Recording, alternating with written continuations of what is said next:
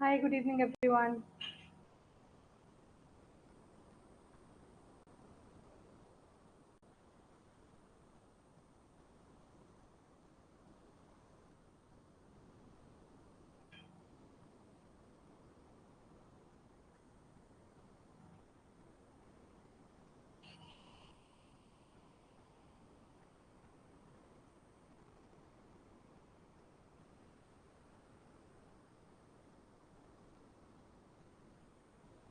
Am I audible?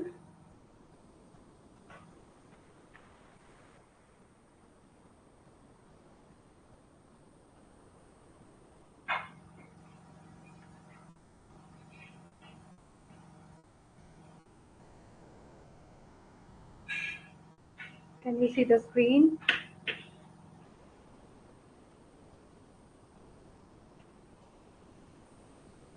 Okay.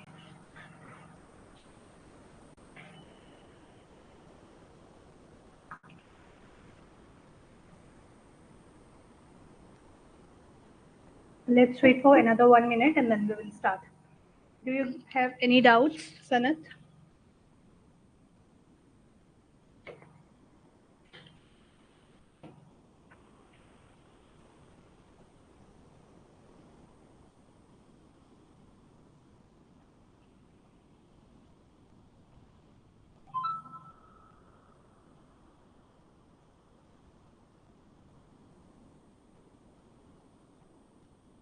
Okay.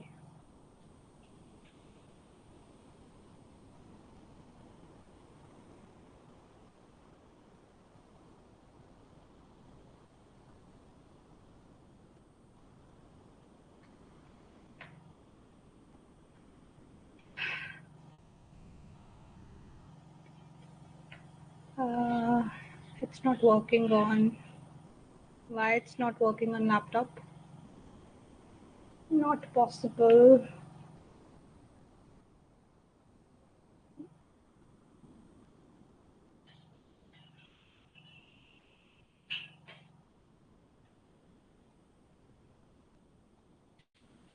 Chaliye, let's start.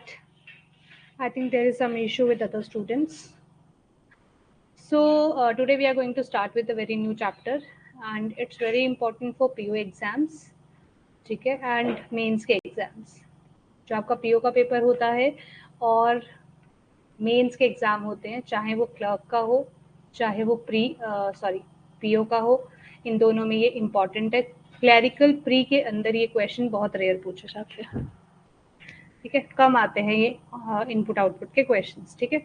अब input output की अगर मैं बात करूँ तो इनपुट आउटपुट जो है ये वन ऑफ द चैप्टर है जो फिर से किसके ऊपर बेस्ड है, अल्फाबेट के ऊपर। आपने अल्फाबेट के नंबर्स पढ़े हैं, अल्फाबेट से डील किया हुआ है, उसी के साथ ये बिलोंग करता है, ठीक है।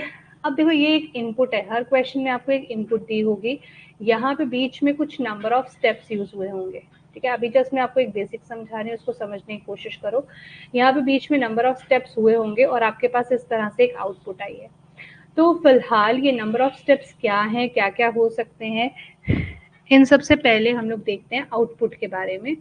अगर हम यहाँ पे कंपेयर करना चाहें तो हमारे पास डिफरेंट लॉजिक्स होते हैं, ठीक है। अब आप क्या कर सकते हो, किसी चीज़ को इंक्रीजिंग ऑर्डर में लगा सकते हो, किसी चीज़ को डिक्रीजिंग ऑर्डर लगा सकते हो। नेटवर्क इशू है, बफर हो रही है class.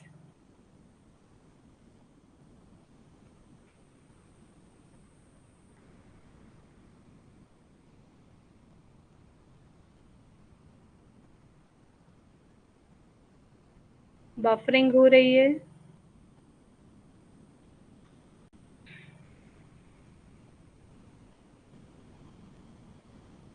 Okay, so basically I already explain कि इनपुट आउटपुट जो है इसमें अल्फ़ाबेट और नंबर्स का बहुत ज़्यादा रोल रहता है।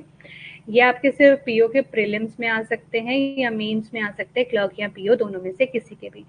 अब आपके पास यहाँ पे इस क्वेश्चन में होगा, एक इनपुट होगा, एक आउटपुट होगा, और आपको बीच के नंबर ऑफ स्टेप्स दिए जाएंगे, जैसे यहाँ पे कुछ स्टेप्स बना दिए जाएंगे और आपको फाइंड आउट करना है वो स्टेप्स कैसे आए हैं, ठीक है। और इसी के साथ एक रेफरेंस इनपुट भी दी होगी। अब रेफरेंस इनपुट का मतलब क्या है? रेफरेंस इनपुट का मतलब है, जैसे मैंने आपको लिख दिया,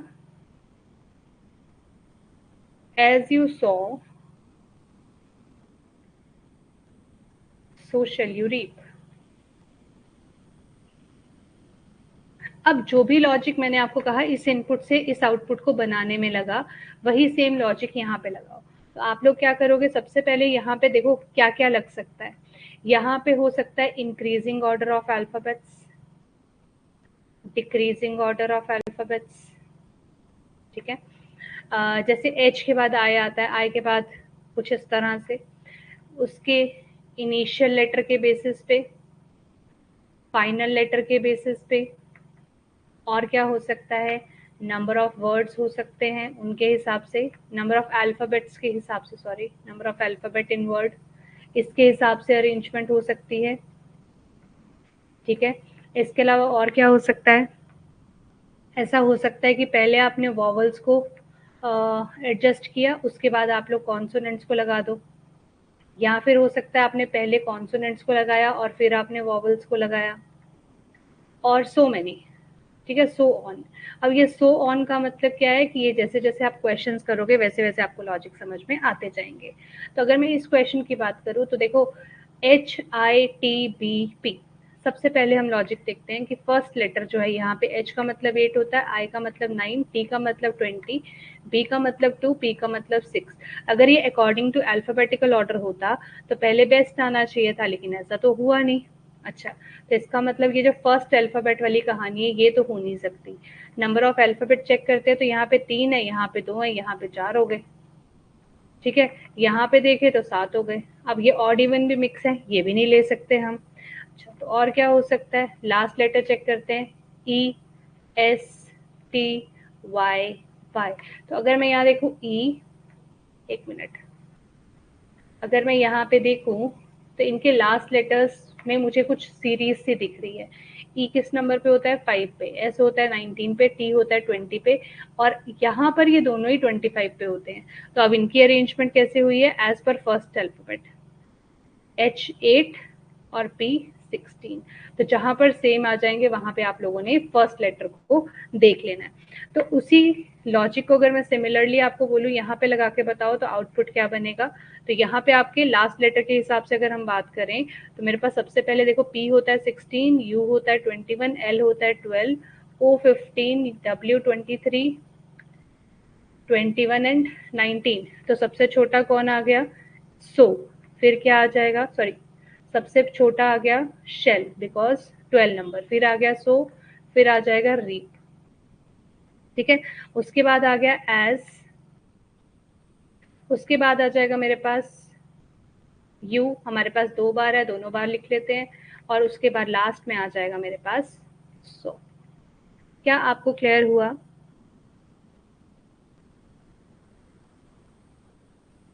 क्या आपको क्लियर हुआ?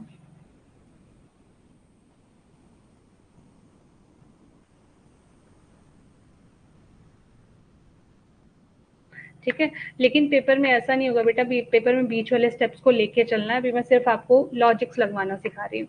अब यहाँ पे अगर लॉजिक को देखें तो कैसे हो सकता है, पहले देखो सारे के सारे 4 4 वाले हैं, फिर 3 वाला है, और 4 4 में भी क्या है, अल्फाबेट का डिक्रीजिंग ऑर्डर, फर्स्ट अल्फाबेट के अकॉर्डिंग, फर्स्ट अल्फाबेट का डिक्रीजिंग ऑर्डर, ठीक है।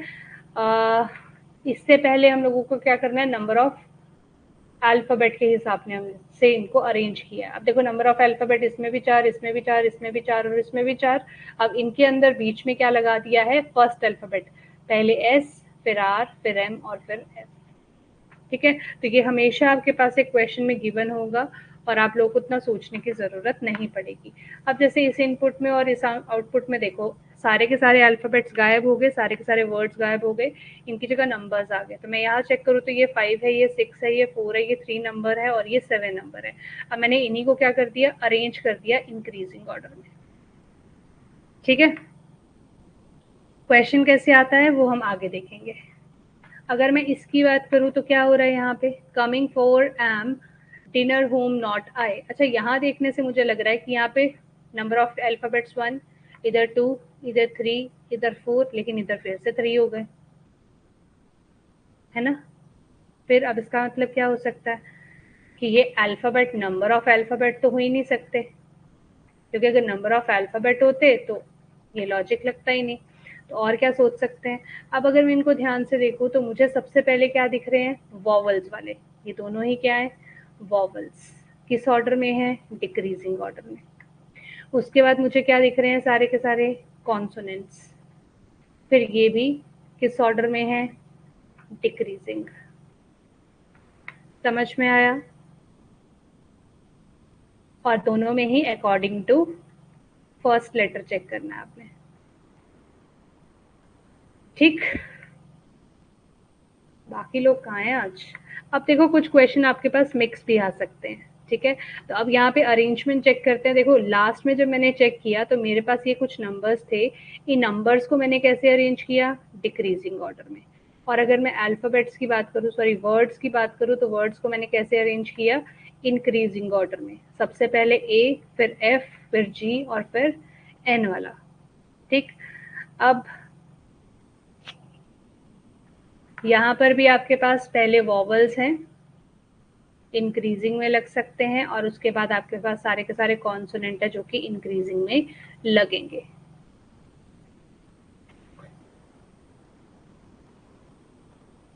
चलो अब क्वेश्चन के साथ समझाती हूँ, क्योंकि क्या लॉजिक्स हो सकते हैं वो आपको समझ में आ गए होंगे। अब देखो क्वेश्चन में क्या है ना, क्वेश्चन में ये आपकी हमेशा एक रेफरेंस क्वेश्चन रहेगा, जिसके अंदर आपको इनपुट दिए 64, 32, 85, 98, 76, 45, 57 और 24। अब आपको इस पोर्शन को बिल्कुल भी कॉपी पे नहीं लिखना है, यहाँ तक समझ लो। आपको इस पोर्शन को कॉपी पे नहीं लिखना है। आपको क्या करना है, आपने यहाँ पे इससे स्टेप्स को फाइंड आउट करना है, और वही स्टेप्स आपने यहाँ पे इम्प्लीमेंट करने हैं। क्या आपको ये क्वेश्चन समझ में आया। अगर आप अभी तक कॉपी पे कुछ लिखेंगे तो वो होगी ये रेफरेंस नंबर, या फिर हम बोल सकते हैं जो हमें इनपुट गिवन है जिससे हमें आगे स्टेप्स बनाने हैं, वो इनपुट आप लोग राइट डाउन करेंगे। तो ये 78, 65, 86 ये जो नंबर है ये वाला, ये आप कॉपी पे लिख लो। डन। चलो अब हम चलते हैं स्टेप बाय स्टेप। सबसे पहले मैंने देखा इनपुट को, और फिर मैंने देखा आउटपुट को। मुझे आउटपुट में सारे नंबर्स किस ऑर्डर में लग रहे हैं, थोड़ा सा मुझे बताना जरा। अगर मैं इन नंबर्स की तरफ देखूं तो मुझे सारे के सारे नंबर्स किस ऑर्डर में लग रहे हैं,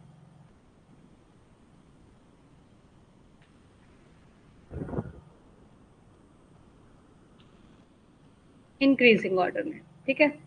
अब ये इंक्रीज कैसे हुए वो चेक करते हैं। फर्स्ट वाले में इनपुट में मेरे पास यहाँ पे 64 था, लेकिन यहाँ क्या है 24। अब देखो 64 यहीं पे है, 32 अपनी जगह पे, 85, 98, 76, 45, 57। तो आपको क्या लग रहा है इनपुट से फर्स्ट स्टेप में जाते जाते क्या चेंज हुआ। इनपुट से जब आप फर्स्ट स्टेप में गए तो आपने सबसे पहले क्या किया, आपने सबसे स्मॉलेस्ट लेटर को, नंबर को उठा के सबसे आगे अरेंज कर दिया। यही किया है। अभी सिर्फ समझने की कोशिश करो कि यहाँ पे क्या हो रहा है, ठीक है। अब सेकेंड स्टेप से थर्ड स्टेप पे, सॉरी फर्स्ट से सेकेंड पे जाना है। यहाँ पे 24 एज इट इज अपनी ही प्लेस पे है, 32 पहले आ गया, 64, 85, 98, 76, 45, 57। इसका मतलब जो सेकेंड लोएस्ट नंबर था उसको उठा के मैंने रख दिया। अब मैं सेकेंड से अगर थर्ड में जाती हूँ तो 24, 32 अपनी पोजिशन पे है। अब अगला लोएस्ट नंबर कौन सा है, 45, बाकी सारे एज इट इज। उसके बाद जब अगले स्टेप में गई तो मेरे पास अगला नंबर कौन सा आ गया, 57, उसको अरेंज कर दिया। अब अगले स्टेप में जाने से पहले देखो इसकी अरेंजमेंट ऑलरेडी हो गई। जब मैंने यहाँ 57 लगाया तो 64 ऑलरेडी अरेंज हो गया, हाँ जी। 85 भी ऑलरेडी खुद ही अरेंज हो गया, 98 भी सेल्फ अरेंजमेंट हो गई। अब यहाँ पे अरेंजमेंट किसकी बची है, 76 की। अगर मैं इस 76 को यहाँ रख दूं तो 85 और 98 भी सेल्फ अरेंज हो जाएंगे। क्या आपको ये जो मैंने लॉजिक समझाया वो समझ में आया। अच्छा मुझे ये बताओ, जब मैंने स्टेप नंबर 4 में सॉरी 4 भी गलत लिखा है यहाँ पे। स्टेप नंबर 4 में 57 को अरेंज किया, तो क्या कोई ऐसा स्टेप है जहां पे मैंने 64 की अरेंजमेंट की? बस मुझे इतना बताओ, क्या मैंने 64 को अरेंज किया या वो ऑटो अरेंज हुआ?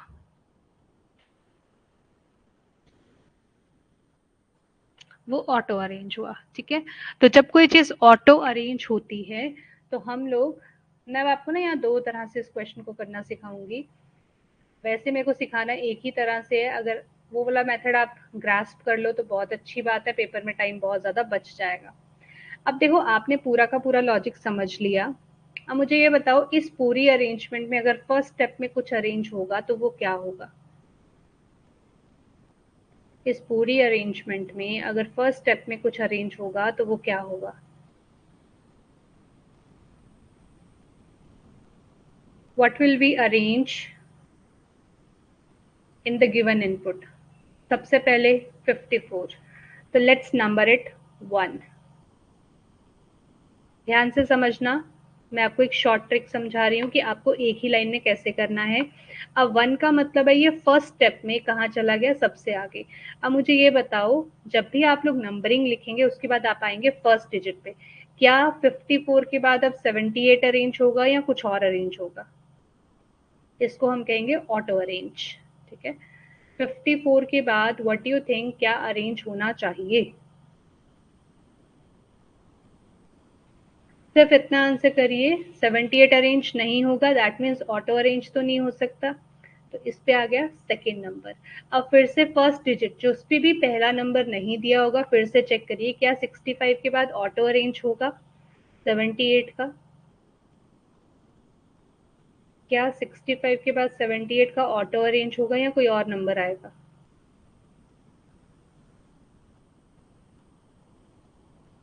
67, तो मतलब फिर से 78 का ऑटो अरेंज नहीं हुआ, तो हम यहाँ चले गए।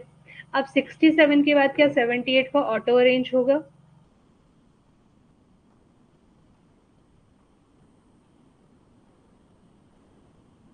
67 के बाद क्या 78 का ऑटो अरेंज होगा? यस। तो कौन से स्टेप में ऑटो अरेंज हुआ? थर्ड स्टेप में, तो हम इसको नंबरिंग देंगे 3.1। यहाँ तक समझ में आया?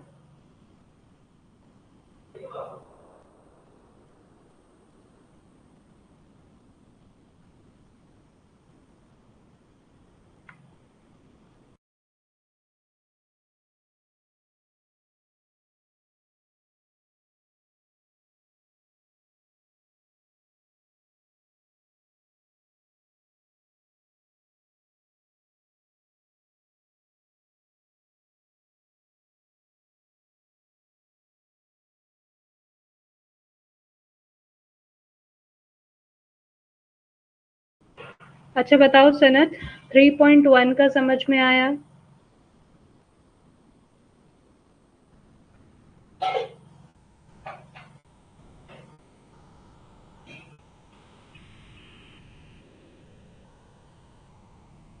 ठीक है।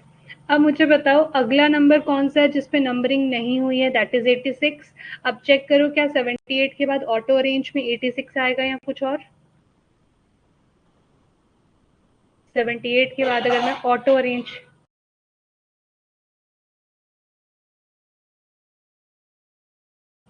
86 ही आएगा। दैट मीन्स कि अब ये भी ऑटो अरेंज हो गया, इसको मैं बोल दूंगी 3.2। 3.2 का मतलब क्या है? थर्ड स्टेप पे सेकेंड नंबर पे ये अरेंज हुआ है, ठीक है। अब अगला नंबर विदाउट नंबरिंग कौन सा है? 99। क्या 86 के बाद 99 ऑटो अरेंज होगा? आपको एक सीक्वेंस में चलना है नंबर्स को लेते हुए, कोई नंबर बीच में मिस नहीं होना चाहिए। विदाउट नंबरिंग नहीं, तो इसका मतलब ये तो अब नहीं आ रहा, इसका मतलब हम इसका नंबर चेंज कर देंगे बिकॉज हमने बीच में एक नंबर छोड़ा। बिल्कुल ठीक है, 4 आएगा। और अब ये फिर से ऑटो अरेंज हो गया तो 4.1। तो अब मुझे ये बताओ, ये जो आपको गिवन क्वेश्चन दिया गया था यहाँ पे कितने स्टेप लगे? 5। बट आपको कितने स्टेप लगे इस पूरे को सॉल्व करने में? 4। तो ऐसा बिल्कुल नहीं है कि कई बार कि पेपर के अंदर जितने गिवन स्टेप की आपको इनपुट दी हो, सेम उतने ही स्टेप की आपके पास रेफरेंस आंसर भी बने। ठीक है, तो अगर मैं आपसे पूछूं कि कितने स्टेप्स रिक्वायर्ड हैं to get the final output, तो कितने स्टेप्स लगे आपको? 4। क्या आपको क्लियर है?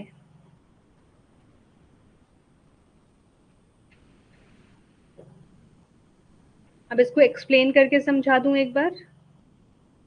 चलो, वैसे आपने ये पेपर में करना नहीं है because it's very time consuming. यहाँ पर आपको थोड़ा ध्यान देना है, लेकिन ये आपका टाइम कंज्यूमिंग हो जाएगा। 99, 88, 54 और 67। तो जब मैं यहाँ पे फर्स्ट स्टेप बनाऊंगी तो सबसे पहले मेरे पास क्या आ जाएगा? 54, 78, 65, 86, 99, 88 और 67 अपनी ही पोजीशन पे रहेंगे। जब मैं सेकंड स्टेप बनाऊंगी तो 54 के बाद अरेंजमेंट होगी 65 की, तो बाकी सारे अपनी ही पोजीशन पे रहेंगे। फिर जब मैं थर्ड स्टेप बनाऊंगी तो मेरे पास 54, 65, 67, 78, 86, 99 और 88 आ जाएगा। अब देखो यहाँ पे ये ऑटो अरेंजमेंट हो गई तीन चीजों की, जिसको हमने 3.1, 3.2 बोला था। अब अगले स्टेप में अगर मैं चेक करूं तो 65, 67, 78, 86, पहले 88 आएगा और फिर 99 आएगा। ठीक है, तो मैंने आपको शॉर्ट ट्रिक भी बता दी और ये भी बता दिया। मैं दोनों से आंसर सॉल्व करना बता देती हूँ। इसके साथ आंसर सॉल्व करना आसान हो जाएंगे, इसके साथ थोड़ा सा आपको स्टार्टिंग में मुश्किल हो सकती है। Fourth step for the given input. अब आपको पता है जब भी हमारे पास आउटपुट आती है, मेरे पास 4 ही स्टेप बने हैं ना इसके। मैं इनके नंबरिंग यहाँ लिख लेती हूँ। 3.1, 2, 3.2, 4.1, 4, 1 एंड 3, यही है ना नंबरिंग? ठीक है, अब आपसे पूछा हुआ है कि फोर्थ स्टेप क्या होगा। मेरे पास टोटल फोर ही स्टेप्स हैं, और मैंने यहाँ पे देखा था कि फोर्थ स्टेप का मतलब है आउटपुट, और आउटपुट का मतलब है कि सब लोग कौन से ऑर्डर में होने चाहिए? इंक्रीजिंग ऑर्डर में। तो ये तो हो नहीं सकता 65 वाला। 64, 54, 65, 67, 78, अब ये 86 और 88 गलत हो गए, यहाँ पे ये गलत हो गए, इसका मतलब ऑप्शन नंबर डी सही आंसर हो जाएगा। सेकेंड स्टेप पूछा है। अब देखो, मैं फिर से नंबरिंग लिख लेती हूँ। 3.1, 2, 3.2, आप लोगों को जरूरत नहीं पड़ेगी बिकॉज आपके सामने ही होगी ये नंबरिंग। 4, 1 एंड 3, यही है ना नंबरिंग? अब देखो सनत, मुझे ये बताओ सेकेंड स्टेप में क्या क्या अरेंज हुआ होगा? कौन कौन से नंबर्स हैं जो अरेंज हुए होंगे सेकेंड स्टेप में? According to you second step में 1, 2, 3, 4 और पॉइंट्स वाले नंबर्स में से कौन कौन से नंबर्स अरेंज हुए होंगे?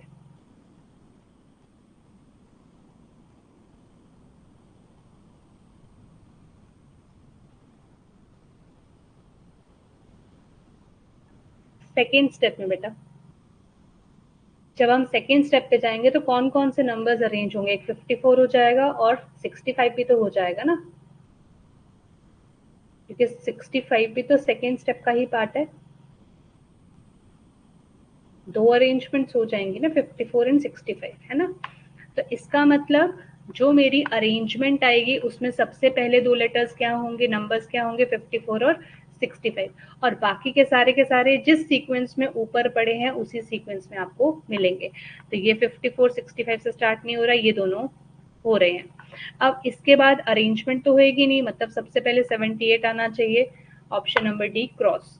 उसके बाद सेकंड के बाद 86 आना चाहिए, तो 67 क्रॉस, आंसर बचेगा 86, फिर 99, फिर 88, फिर 67। समझ में आ गया how to answer these questions? अगर आपको शॉर्ट ट्रिक से करना है तो। अब लास्ट बट वन स्टेप का मतलब होता है थर्ड लास्ट। ठीक है, अब थर्ड लास्ट में आपने क्या क्या अरेंज किया था? यही अरेंज किया था ना, बाकी सब तो आपका अरेंज्ड था। देखो, बताओ जरा मुझे, बाकी सब आपका अरेंज था, सिर्फ आपने यही अरेंज किए थे दो नंबर। कौन से दो नंबर है जो आपने अरेंज किए? 99 और 88। मतलब अगर मैं लास्ट बट वन स्टेप, मतलब थर्ड स्टेप की बात कर रही हूँ, मतलब सेकेंड लास्ट स्टेप, इसको हम ऐसे बोल सकते हैं, सेकेंड लास्ट स्टेप। ठीक है। सेकेंड लास्ट स्टेप की बात कर रही हूँ, तो इसका मतलब यहाँ मेरा थर्ड स्टेप की बात हो रही है, तो क्या ये दो नंबर्स अरेंज हुए होंगे वहां पे?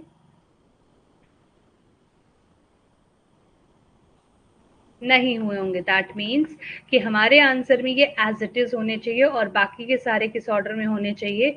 इंक्रीजिंग ऑर्डर में। तो मेरे पास एक ही ऑप्शन है जहां पे इंक्रीजिंग, देखो यहाँ पे भी इंक्रीजिंग आता है, लेकिन ये 86 और 89 गलत हो गया। क्या आपको समझ में आया? And the last question, fourth element to the left of the seventh element from left end. अब देखो लेफ्ट एंड है, आप लोगों ने पढ़ा हुआ है, तो थर्ड एलिमेंट लेफ्ट में जाना है, फोर्थ फ्रॉम लेफ्ट से, तो हम लोग 7 - 4 लेफ्ट करेंगे, तो मेरे पास आ गया third from left. Second last step का पूछा हुआ है, तो मेरे पास ये था 3.2, ये है मेरे पास 1 2 3 3.1 3.2 4 और 4.1। अब थर्ड सेकेंड लास्ट स्टेप पूछा है, मतलब ये 3 वाली अरेंजमेंट पूछी हुई है, तो अगर मैं अरेंज करूं तो पहले 1 अरेंज होगा, फिर 2 अरेंज होगा, फिर 3.1 अरेंज होगा, 3, फिर 3.1, फिर 3.2, और उसके बाद ये 4.1 और 4 तो ऐसे ही रहेंगे, क्योंकि हमने सेकेंड लास्ट स्टेप देखना है। थर्ड फ्रॉम लेफ्ट पूछा है, तो थर्ड डिजिट पे कौन है? 67। क्या आपको क्लियर है ये question? If yes, then try this one. इसका लॉजिक समझने की कोशिश करो एंड देन इसकी नंबरिंग करो। जब आपको लॉजिक समझ में आ जाए तो डन लिख देना, नहीं लॉजिक लिख देना, और जब आप इसकी नंबरिंग कंप्लीट कर लो तो नंबरिंग डन लिख देना। ठीक है, बनाओ।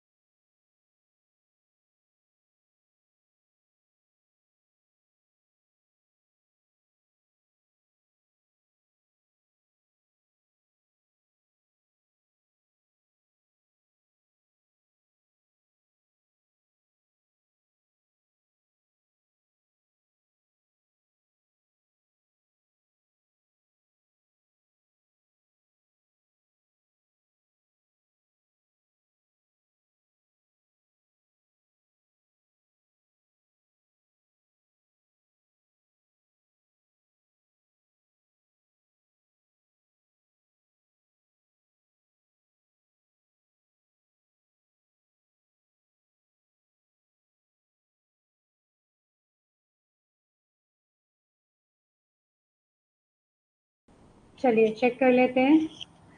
सबसे पहले ये जो नंबर्स हैं ये डिक्रीजिंग ऑर्डर में लगे हैं। अगर हम फर्स्ट स्टेप की बात करें तो मेरे पास सबसे पहले सबसे बड़ा अरेंज हो रहा है, बाकी सारे एज इट इज अपनी ही पोजीशन पे पड़े हुए हैं, कुछ भी हम उसको नहीं कर रहे। फिर हम सेकेंड नंबर पे दूसरे को अरेंज कर रहे हैं, तो हम इसकी अरेंजमेंट चेक कर लेते हैं। सबसे बड़ा कहाँ पर है? 115।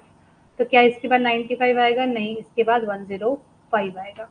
क्या 105 के बाद 95 आएगा? यस। तो ये ऑटो अरेंज का केस हो गया, तो 2.1 लिख देंगे। अब हम चेक करेंगे 55 के साथ, क्या 95 के बाद 55 आएगा? तो आंसर इज नो, आपके पास आएगा 85। फिर क्या 55 आएगा? नहीं, हमारे पास आएगा 80।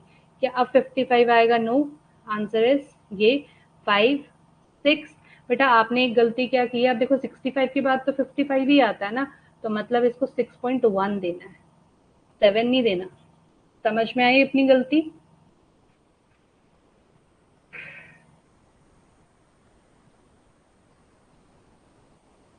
समझ में आई गलती? ओके। सो अब आपसे पूछा है थर्ड स्टेप क्या होगा, तो थर्ड स्टेप में क्या क्या अरेंज हुआ होगा, 1, 2, 2.1 और 3। इसका मतलब पहले चार डिक्रीजिंग ऑर्डर में होने चाहिए, तो ये तो गलत हो गया। पहले चार डिक्रीजिंग ऑर्डर में यहाँ 55 आ गया, यहाँ 85 है, यहाँ भी 85 है, यहाँ तक तो ठीक है। बट इसके बाद की कोई अरेंजमेंट नहीं होनी चाहिए, तो इसका मतलब 55 ही आना चाहिए था, 55, फिर इसके बाद 65, उसके बाद 75 और 80। That means option number C मेरा करेक्ट आंसर होगा। क्लियर? अब इसी के बेसिस पे इसका आंसर बना के बताओ मुझे। चलो जल्दी से करो।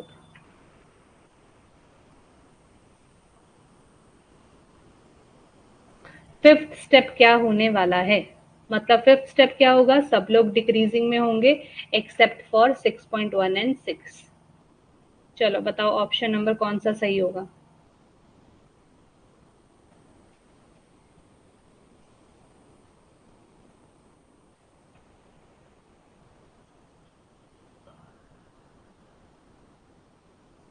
Are you sure? Fifth step ध्यान से देखो सनत। फिफ्थ स्टेप में क्या 6.1 और 6 अरेंज हो चुके होंगे?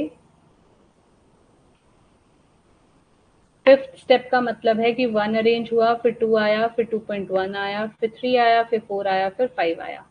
ये अरेंज हो गए। लेकिन अब जो नंबर्स बच गए हैं इनकी कोई अरेंजमेंट नहीं है। दैट मीन्स कि 6.1 इज 55 एंड 6 इज 65, तो लास्ट में 55 और 65 होने चाहिए, बाकी सब डिक्रीजिंग ऑर्डर में होने चाहिए। ठीक है, ये गलती नहीं करनी है। नेक्स्ट बताओ कितने स्टेप्स लगे आपको फाइनल आउटपुट के लिए, तो ये तो आपको पता है 6 स्टेप्स लगे। लास्ट बट वन स्टेप, इसका मतलब क्या हो गया, सेकेंड लास्ट स्टेप। तो मुझे आपको फिर से फिफ्थ वाले स्टेप की अरेंजमेंट बतानी है। अब बताओ, सही बताना।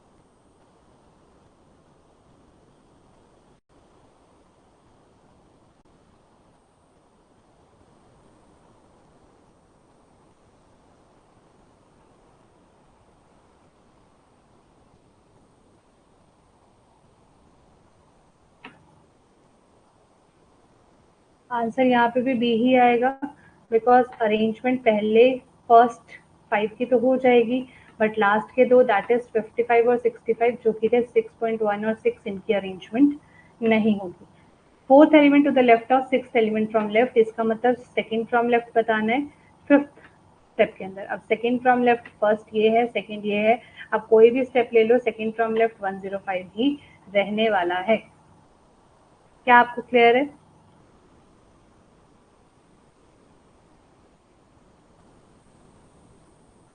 क्लियर? अब यहाँ पर आपके पास सेम चीज है, लेकिन किसके साथ है, अल्फाबेट और उनके साथ स्टार्ट की गई है।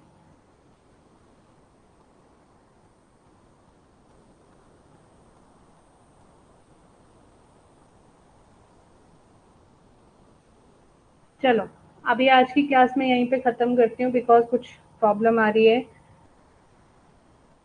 ठीक है, बाकी बच्चे क्लास ज्वाइन नहीं कर पा रहे हैं, जितने सनद आपसे क्वेश्चन होंगे ठीक है, बाकी हम लोग कल करेंगे। ठीक है, आप ट्राई कर लेना इनको। ठीक है, फिर बाकियों का भी लॉस हो जाएगा, है ना। ओके जी, थैंक यू, गुड नाइट।